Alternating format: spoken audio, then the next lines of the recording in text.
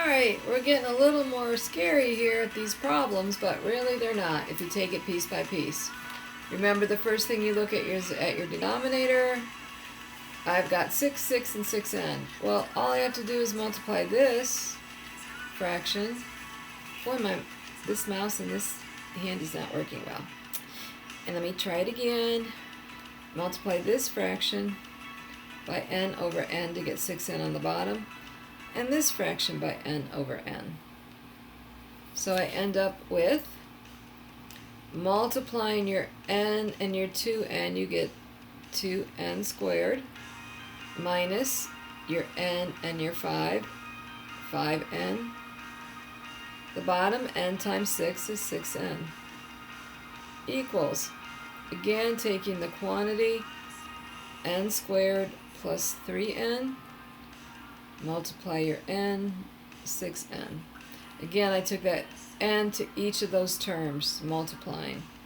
And then I'm just going to bring my n squared plus 12n plus 36 down, all over 6n. I didn't have to change that fraction at all. And you know why you did this, because you want to get rid of that 6n. So you're going to take this whole thing, multiply it by 6n. You did that so all your denominators cancel out. And you have 2n squared minus 5n on this side. Well, let's go ahead and combine like terms while we're doing this. I have an n squared and an n squared here. So that's 2n squared. I have a 3n and a 12n, which is 15n plus 36. My denominators are gone. Let's get terms on the same side. I have to subtract the 2n squared to get it on the other side. Doesn't matter again which way I subtract. So I have a negative 5n equals 15n plus 36. Add 5n to both sides. 0 equals 20n plus 36.